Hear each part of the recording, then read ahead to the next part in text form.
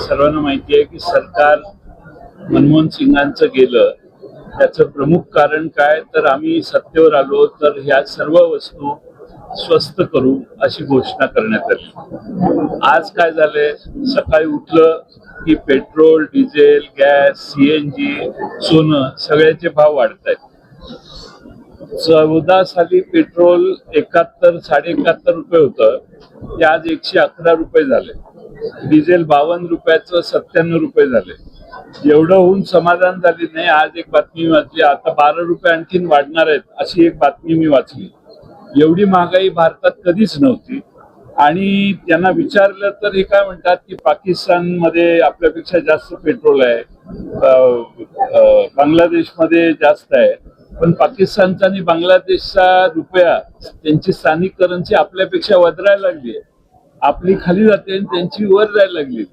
याचं स्पष्टीकरण सरकारने दिलं तर मला वाटतं या सगळ्यावर प्रकाश पडू शकेल। आता पाकिस्तानचे 450 रुपये म्हणजे आपले किती, ते 153 रुपये, जास्त नाही। आणि 450 ला तिथं मिळत असेल रुपया तिथं पाकिस्तानमध्ये, इथं आता 111 ला पोचलेलंच आहे। म्हणजे दुसरा मुद्दा काय तर मागच्या 24 साली पाकिस्तानचा 1 रुपया 3 रुपये 35 पैशाला होता। आता भारताचा रुपया इक्वल टू पाकिस्तानचे 3 रुपये 35 पैसे, आता ते 2 रुपये 88 पैसे झालेले आहेत। पाकिस्तानची बांगलादेशची तीच अवस्था झालेली आहे। 20 साली कोविड होतं, त्यावेळी बॅरलचा रेट हा $19 आला होता। $19 प्रति बॅरल झालं तेव्हा पेट्रोल डिझेलचे दर कमी झाले का भारतात? नाही। माझ्याकडे चार्टच आहे की 14 सालापासून 26 सालापर्यंत पेट्रोलच्या प्राइसेस किती होत्या आणि आंतरराष्ट्रीय बाजारपेठेत रेट काय होता। म्हणजे कमी दर असतानाही या देशात सरकारने लोकांच्याकडून कर अधिक गोळा करून पैसे काढण्याचं काम केलं।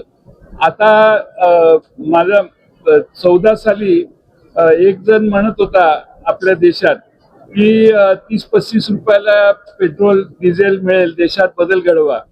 आता त्यांना हुडकलं पाहिजे ना की लोक जे कोणी अशा घोषणा देत होती। एक महानायक ते असं म्हणत होते, रामचंद्र कहे गए सिया से ऐसा कलयुग आएगा, गाडी खरीदोगे कॅश से और पेट्रोल लोन से आएगा। आज तीच परिस्थिती झालेली आहे, या सरकारनेच करून दिलेली आहे। अशी एक घोषणा आता नवीन आम्ही करतो, कारण आता विरोध केलेला चालतच नाही, अशी सगळ्यांना एकत्रित करून नेण्याची व्यवस्था आहे। थोड्या दिवसांनी खताचं संकट येणार आहे, त्याची काय तयारी आहे सरकारची? फर्टिलायझरचं शेतकऱ्याच्यावर एवढं मोठं संकट येणार आहे, त्याचा परिणाम भारतातल्या शेतकऱ्यांच्या उत्पादनावर होणार आहे। आणि त्यामुळे सरकारने त्याच्याविषयी, फर्टिलायझरच्या शॉर्टेजच्या विषयी काय केलंय, त्याचं सरकारने काय मार्ग काढला का?